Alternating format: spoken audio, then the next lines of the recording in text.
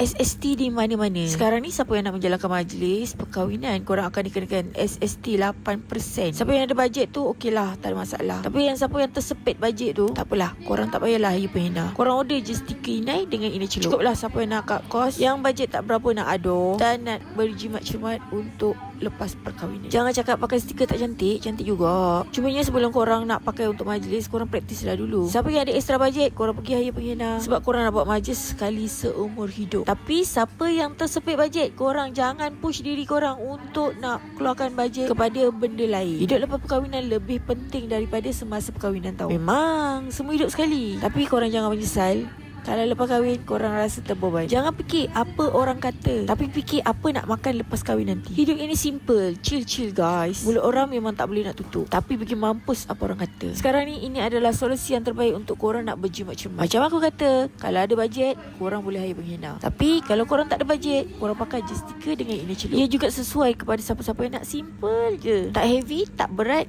dan nice. Semoga majlis korang dipermudahkan urusan dan berjalan dengan lancar. Bye. Jap, macam mana design ni? On ke tak on?